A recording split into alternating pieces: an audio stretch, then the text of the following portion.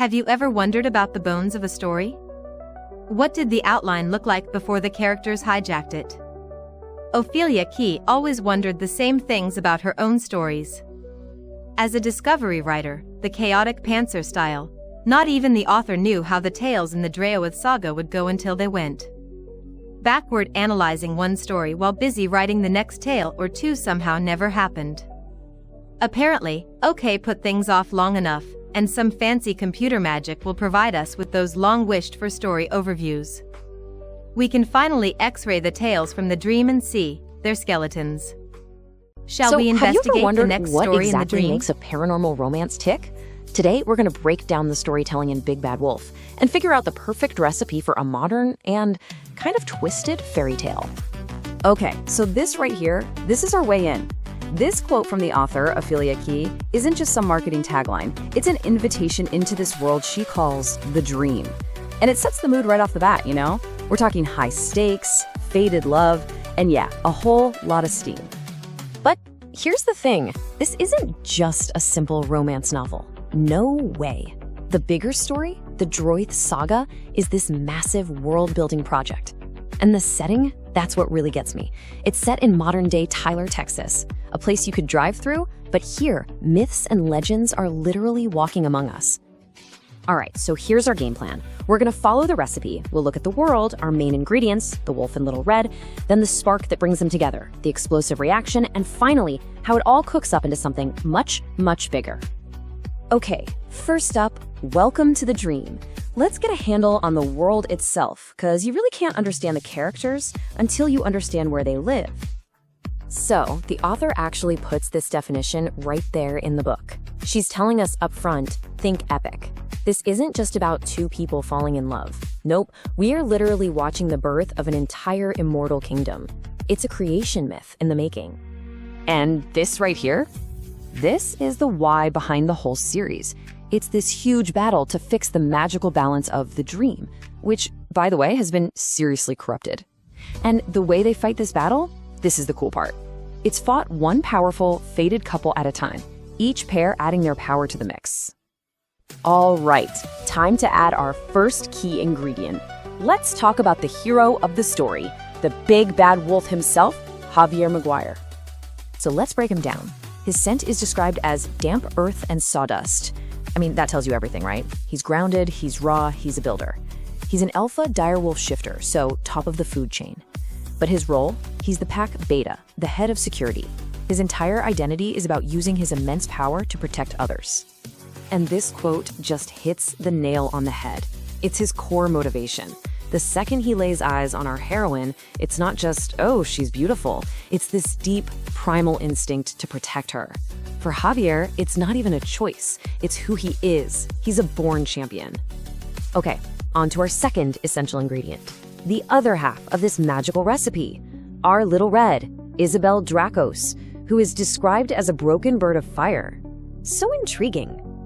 And you can see the contrast with Javier immediately. Her scent? Clean wood smoke of a campfire. It's comforting, but also wild, right?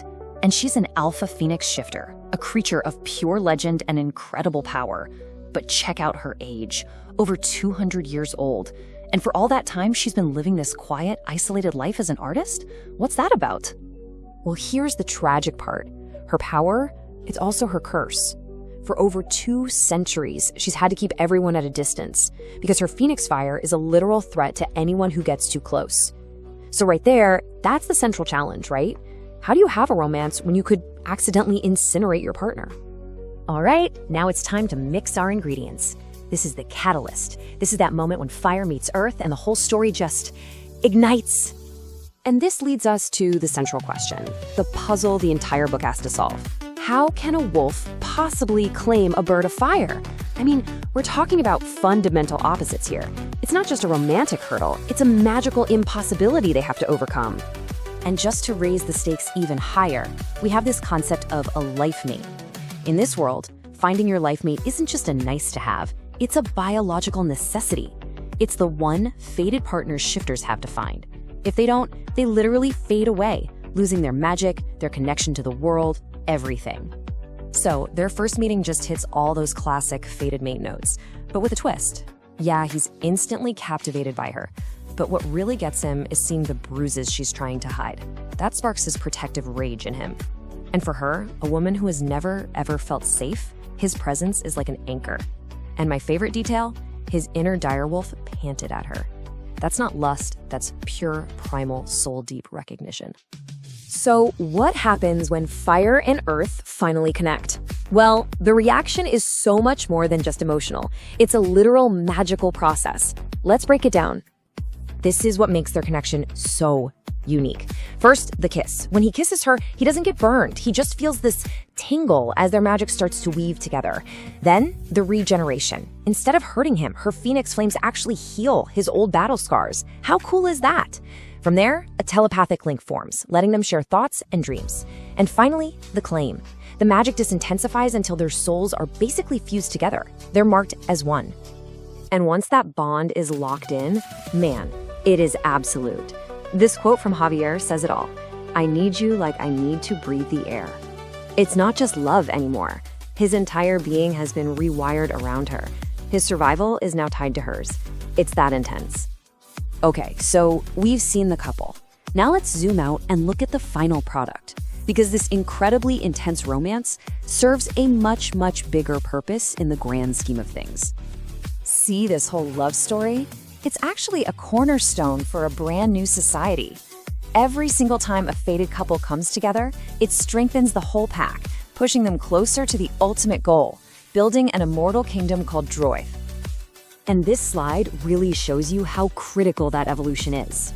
The pack's leader, Luke, starts out as a pack alpha, which is all about strength and dominance.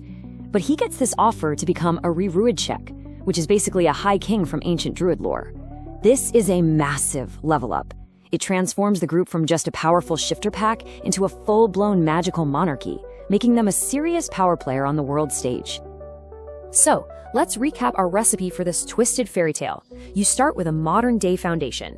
You mix in your two primary ingredients, two fated mates, one a protector, the other a powerful but vulnerable soul. You add an external threat to act as a catalyst. The reaction is this unique, magical bonding system. And what's the final dish? The creation of a whole new society and the foundation for an immortal kingdom. And that leaves us with one final question to chew on. The whole story is about fighting an enemy, right? But the most powerful, world-changing force is actually the bond between the main characters. It really makes you wonder, when you're building a new world, what's the real danger? Is it the enemy at the gates? Or is it the untamed, incredible power you're trying to build from within? I sincerely hope you enjoyed this view of a story skeleton, glimpsing the characters, setting, and plot structure along with the twists within the writing in this tale from the Draoithe Saga by Ophelia Kee. Don't forget to like and subscribe for more original stories and audio adventures. A special thank you to OK Music Writers for writing and for sharing the Enter the Dream soundtrack. It's more than a story, it's an experience. Welcome to the dream.